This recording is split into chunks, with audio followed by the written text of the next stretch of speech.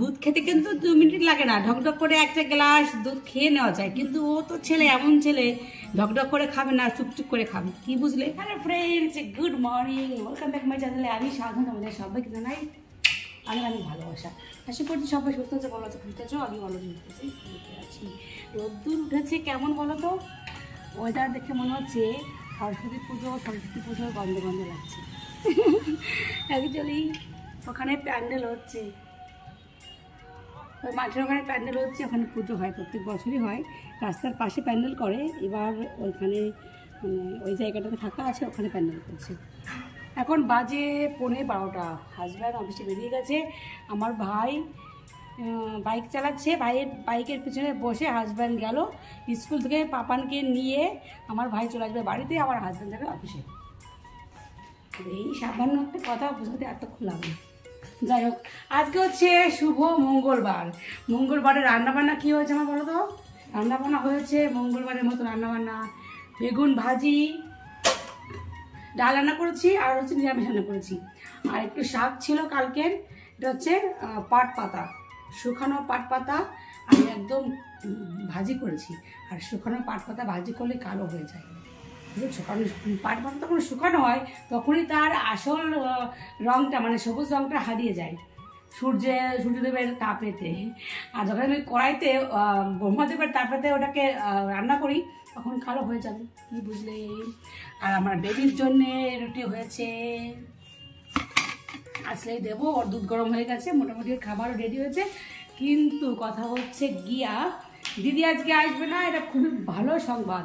2 দিন আসবে না, আজকের কালকে। আজকে হচ্ছে 13 ফেব্রুয়ারি, আর আগামীকাল হচ্ছে 14 ফেব্রুয়ারি, ভ্যালেন্টাইন্স ডে। ওদেরকে অগ্রিম জানাই হ্যাপি ভ্যালেন্টাইন্স ডে।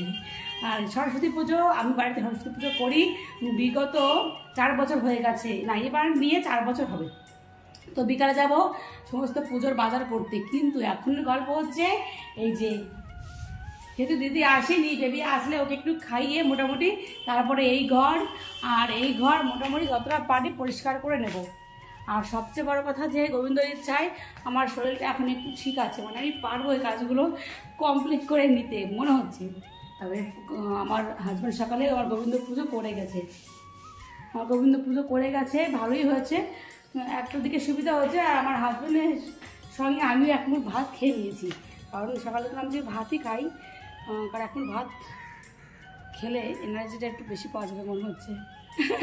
বাঙালি হচ্ছে ভাতের নারী, ভাত হচ্ছে 3 বেলা খেয়ে অভ্যাস, যখন আগে মানে বিয়ের আগে। তো এখন ভাতটা খুব কম করেই, মানে কম খাওয়া শিখে গেছি, বাট তবুও এক মুঠ ভাত। তো চলো, বেবি পাপান এখন চলে আসবে আমার সঙ্গে, আর আমি ওয়েট করি ওদের জন্যে। আর কাজগুলো সাথে থাকি, রান্নাঘরের প্রচুর বাসন সকালবেলা আমি মেজে ঘষে পরিষ্কার করেছি। এই দেখো, কালকের রান্না করার পরের বাসন, কারণ দিদি আগেই কাজ করে দিয়ে চলে গেছে, রান্নার পরের বাসন মেজে ঘষে এক গামলা পরিষ্কার করেছি। কিছু আছে যেগুলো একটু পরিষ্কার করে নেবো, আর কালকে অলরেডি অনেক কিছু পরিষ্কার করে নিয়েছিলাম, তো আজ একটু বাকি আছে, মোটামুটি কিছু গোছানো বাকি আছে। যাই হোক, তোমার সঙ্গে থাকো আর আমাকে দেখতে থাকো, আমাকে ভালোবেসে সারাদিন। তো চলো। ও আমি বলেছি যে মামা বাড়ি যাবে আজকে, তো মামা যে এখনো রয়েছে, ওই জন্য বলছে মামা বাড়ি যাও। যত বেলা বাড়ছে বাইরেটা যেন অন্ধকার হচ্ছে, বলে তাই তো হয়, বলে ঘড়ি কাঁটা যত এগিয়ে যায় ততই তো বাইরেটা অন্ধকারই হয়, তাই না বলো? কিন্তু মেঘে ঢেকে গেছে, বুঝলে? অন্ধকার মানে মেঘে ঢেকে গেছে। 1টা বাজে, অথচ বাইরের ওয়েদার মনে হচ্ছে কি 5:45 বাজে। ছোট বাচ্চা থাকলে কিভাবে যে মায়েরা কাজ করে সেটা একমাত্র ছোট বাচ্চার মায়েরাই জানে। ভাই স্নান হয়ে গেছে, ও এখন বাড়িতে চলে যাবে। পাপানকে স্নান করে দিয়েছি আজকে, একদম স্নান করে দিয়েছি, বলেছি ভাই তুই একটু উপরে ওকে নিয়ে রেডি হ, আমি এর মধ্যেই কাজটা করে নিই, তা নাহলে আর কাজটা করা হবে না, আর হবেই না। তো চলো, কথা বলে দেরি হয়ে যাবে, বুঝলেন? ঝটপট করে আমি এই কাজটা করে নিই, ভাই উপরে রেডি হয়ে নামতে কারণ বেবিও নেমে যাবে নিচে, ওর সঙ্গে কাজ আর করা হবে না। প্রচুর কাজ পড়ে রয়েছে, এখনও ঘর ঝাড় মোছা কিছুই হয়নি, হবে কি করে? কাজে বাধা দিলে কি কাজ হয়? তো চলো, তোমরা ওয়েট করো, আমার জন্য ফিরে আসছি।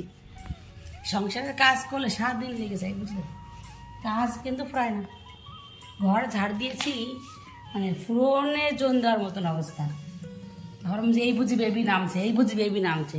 এখন কী করে বলতো, ঘর ঝাড় দিয়ে যে ধুলোটা এক জড়ো হয়, ও তুলতে যাবে, ও তুলবে সে ধুলোটা, বুঝলে? এই নিয়ে অশান্তি বাজিয়ে দেয়। তুলতে তো পারে সমান সমান, আমার কাজটা আরও ঢিলে করে দেয়। সেই ভয়ে আমি তাড়াহুড়ো করে আমি ঘরটা ঝাড় দিয়েছি, জানো। এখন কি করছি বলো তো, এই যে এই শাড়িতে ধুলো একদম ঘুমিয়ে অঘরে থাকে, সেইগুলো একটা ন্যাকড়া দিয়েই করি, কাপড় দিয়ে ভিজিয়ে করি। আজকে ওয়াইপস নিয়েছি, তাড়াহুড়ো করে এই ওয়াইপসটা দিয়ে করতে সুবিধা হবে, তার জন্য এদিকে হাঁপিয়ে যাচ্ছি, বুঝলে।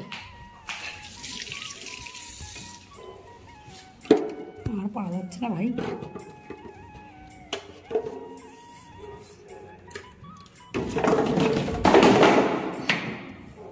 সব পড়ে গেল।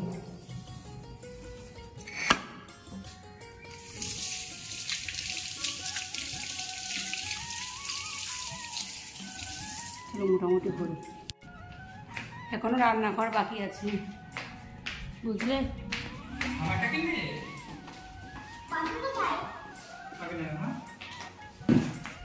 সাবধানে বাবা, বি কেয়ারফুল, বি কেয়ারফুল। ওই যে প্যান্ডেল হচ্ছে সরস্বতী পুজোর। বল মামা টাটা। ঠিক, এখন ও বড় হয়ে গেছে, ও সামনে এখন তো যেতে পারিস, ও এখন কান্না করে না। তুমি কি মামার সাথে যাবে? তুমি কি মামা বাড়ি যাবে? একটা বই কিনবে, একটা বই কিনবে। ভাই বাড়িতে চলে গেল, এরকম ওয়েদার দেখেও সে থেমে থাকলো না, বুঝলে। আর আমি তো মেয়ে মানুষ, সৌন্দর্য রূপচর্চা করতে থেমে থাকবো কেন বলো তো, তাহলে মেয়ে কিসের। যাই হোক, এই ওয়েদারও আমি মুখে একদম নিয়ে নিয়েছি, কি বুঝতে পারছো, উপটান। এদিকে এগুলো ধুয়ে মেলে দিয়েছি। এখন বন্ধুরা যাবো স্নান করতে। এদিকে বেবি বুঝতেই পারছো কম্বল গায়ে দিয়ে ঘুমোচ্ছে। তো বন্ধুরা ফিরে আসছি সঙ্গে থেকে। 5:30 বাজতে 5 মিনিট বাকি আছে, বুঝছো। বাবার ঘুম থেকে উঠে গেছে, সকালে দুধ খাওয়াইনি, ওকে একটু দুধ খাওয়াবো, কি গরম করে দিয়েছি, গরম করে ঠান্ডা করতে দিয়েছি। আর আমি এর মধ্যে সন্ধ্যা দিয়ে দেবো, 5:30 সন্ধ্যা ধরাই, সন্ধ্যা দিয়ে তারপরে বাবানকে দুধটা খাওয়াবো। নাহলে দুধটা এই 5 মিনিটের মধ্যে খাওয়াতেও পারবো না, তাড়াহুড়োর মধ্যে বেঁধে যাবে। আর দুধ খেতে কিন্তু 2 মিনিট লাগে না, ঢকঢক করে একটা গ্লাস দুধ খেয়ে নেওয়া যায়। কিন্তু ও তো ছেলে, এমন ছেলে, ঢকঢক করে খাবে না, চুপচুপ করে খাবে, কি বুঝলে। যাই হোক, ওকে এখনও দুধ খাইয়ে দিতে হয়, তো তার জন্য সন্ধ্যাটা দেবো নিশ্চিন্তে একদম, তারপরে বেবিকে দুধ খাবো। আমরা হচ্ছে সাধারণ ফ্যামিলির গৃহবধূ। শ্যাম্পু করেছি, শ্যাম্পু করে ভ্রুটা একটু এঁকেছি, আজকে সিঁদুরটা অল্প করে পড়েছি, মানে সাধারণত থেকে একটু বেশি পড়ি। এই হচ্ছে আমাদের স্নান করে এসে সাজ। হাজব্যান্ডকে ফোন করলাম, বলেছিল 5টার মধ্যে বাড়িতে আসবে, তারপরে আমরা যাব পুজোর বাজার করতে। কিন্তু ফোন করলাম, বললো যে 6টা 7টা বেজে যাবে, আমি এখনও টিফিন করিনি। ভাবো যে অফিসে কীরকম কাজ হচ্ছে, টিফিনটা করার সময় হয় না। বলে কাজের জন্যে, মানে খাওয়ার জন্যে কষ্ট করা, কাজ করা, সেই কাজের জন্যেই মানুষ খেতে পায় না।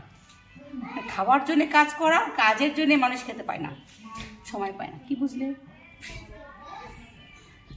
যাই হোক, চলো সন্ধ্যা দিই, তারপরে ফিরে আসছি, সঙ্গে থেকে।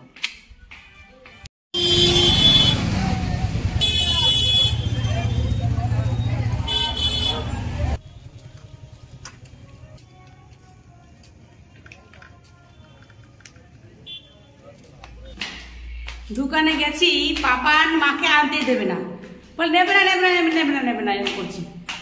এখন দেখে আসছি ওর বাপি ঘরে গিয়ে, আমি দোকান দর্শকর্মা থেকে মস্ত বাজার করে নিয়ে এসেছি, বুঝেছ। আর পাপানকে নিয়ে বাপি ঘুরতে গেছে, টয় স্টোরে গেছে, বাপি পরে মাকে নিয়ে আসবে, বুঝতে পারলে। ডিম সিদ্ধ, বেগুন সিদ্ধ, আলু সিদ্ধ, নিরামিষ বেগুন ভাজি, রাত্রিবেলায় বাম্পার খাবার, শীতের রাতে সিদ্ধ ভাত। মঙ্গলবারটা ভালোই গেল।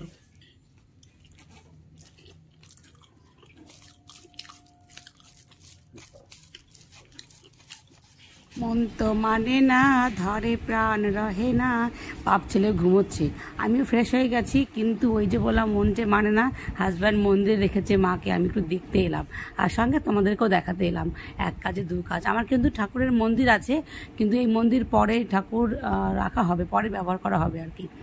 তো বন্ধুরা চলো, বুঝতে পারছো মুখে আমি রাতের ক্রিমটা নিয়ে নিয়েছি, আর এখন শুধু ঘুমোতে যাওয়াটা বাকি, একঘেমে সকাল হয়ে যাবে। তবে ঘুম থেকে উঠে কোন কাজটা দিয়ে শুরু করব জানি না, তবে কাজ তো প্রচুর রয়েছে।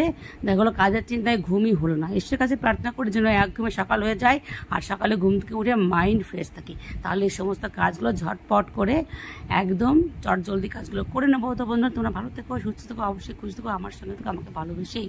নেক্সট ব্লগ দেখার জন্য ওই দেখো রাত্রিবেলায় ওরাও জেগে আছে, এখনো বেজে গেছে প্রায় 12টার বেশি। তো বন্ধুরা চলো, আর আমার সঙ্গে বলো রাধে রাধে, জয় শ্রীকৃষ্ণ, রাধে রাধে, জয় রাধে শ্যাম।